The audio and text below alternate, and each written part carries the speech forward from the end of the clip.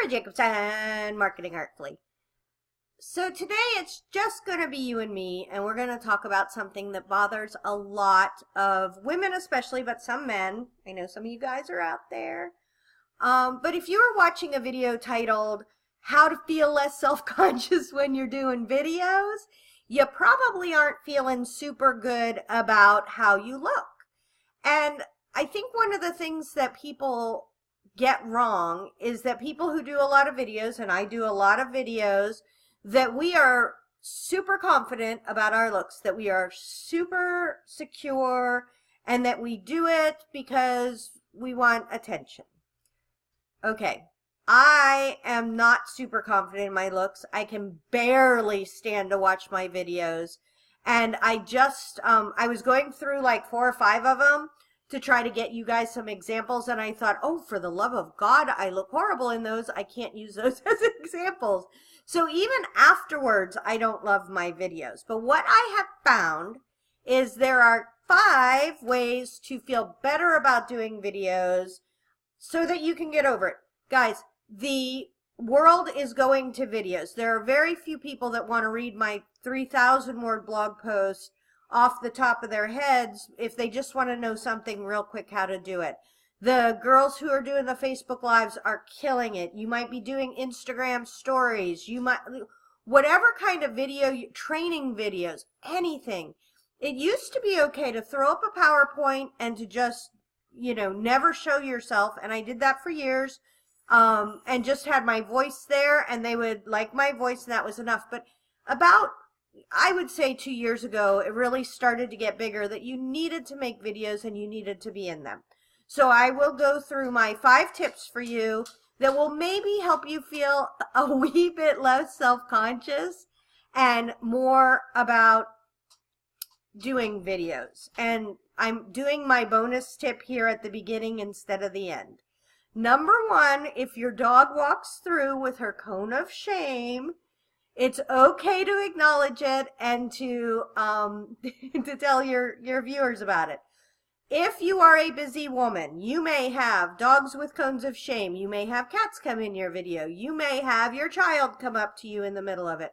Once I saw that man on CNN whose child came into play and his wife was crawling along, I'm like, no matter what I do, it is never going to be more horrible than what that must have felt like to him. So that's my bonus. If you have things that go awry, don't try to make perfect videos. They will like you better because your dog wanders through.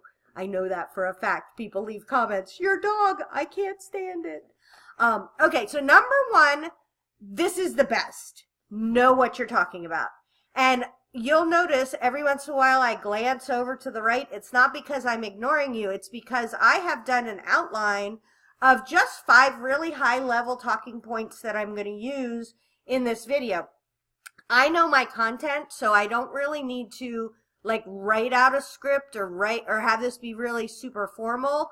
But I do want to make it cohesive so my viewers don't have to struggle to like get through a lot of filler. It can be to the point. So write down, put sticky notes beside your monitor, however you're doing it. If you're on your phone, you know, have a piece of paper set up. But kind of know what you're going to talk about before you get started. Number 2, pick props to distract yourself. So today I have this thing in my hair, which is a little bit more demure than some of the ones that I do. But for me, what it does is it lets me look at that thing instead of having to look at myself. And I get less self-conscious, and then I look like I'm looking you in the eye, which this whole thing is really bizarre. First off, I'm looking myself in the eye, which is weird.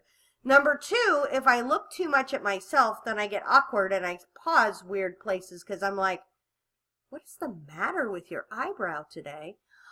So if you give yourself something to kind of look at, it lets you be more natural. Now, I use all kinds of things. Like sometimes I'll have a really bright one in my hair, and I kind of like that one a lot because it reminds me of Minnie Mouse, and it also really shows up in videos. I also use kind of a bold one. Let me find this thing and stick it back on. And then last but not least, at my old house, I had really good lighting for my glasses. And so I would wear my glasses all the time because, you know, blind as a bat. But the problem here is the way that the lighting's set up and the way that the computer reflects is you would never get to see my eyes if I had my glasses on. And I don't think that works very well for videos, especially if you're going to go to the trouble of being in them. Try to make sure that people can see your eyes, because that's how people connect. Number 3, pick one of your features you like. I happen to like my eyes. They're brown, and I can do eyeliner. I kind of have a little moderated Jersey girl eyeliner on, and so that's something I like. You may like to have really bright lipstick or maybe a splash of blush. You may have your hair like in an amazing style and not just all fluffy in the back. So kind of try to do something for yourself that makes you feel good about seeing yourself in your videos. So that's a good tip. Have a standard backdrop. I do all my videos in my office, and my office is a little weird. Like I have a funny bird back there that my father-in-law gave me up there. Up here is a bee. There's a duck up there. And because I'm creative and I'm talking to creative people, many people like my office instead of not liking it. I have a gal who I coach, and she has a really pretty setup. She has, her desk is very modern, and then she just has herself. She has a couple of cute signs hanging behind her on a white wall, and that's all she does. So you don't have to really think about what your backdrop is, but it's so much easier to make videos if you don't have to have this huge, like, where am I going to make it? Say, I could give you a great idea. You could go out by your pool every day and do your Facebook Lives. And that would be a place, or have 2 or 3 places. So I'm thinking we have a really cute bench out front of our house that's kind of painted pastel colors. I could do a Facebook Live from there, a Facebook Live by the pool, and then maybe one in my kitchen area if I was doing that. So just try to have a couple, 1 or 2 default places you can make your videos, and then you can stop worrying about that.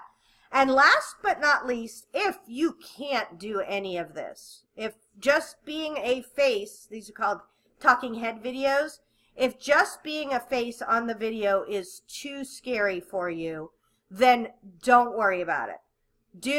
I use a program called Screencast-O-Matic.com, and I'll put a link to that below this. And what happens with that is you can do a screen capture, and then you're little in the bottom right. Like I said, for years I did the PowerPoints where it wasn't even me, but then when I got bold, I started doing them where I was little in the bottom right, and for me that felt a lot less terrifying than doing something like this where I'm just right here and there's nothing else to see around me. So that could be a way to go. Hopefully this helps. I want you to do videos. I want you to feel comfortable and confident doing videos. If you have any questions, leave a comment below. If you like videos like this, please make sure to hit the like button. And if you want to see more, hit the subscribe button. Tara Jacobson, Marketing Artfully.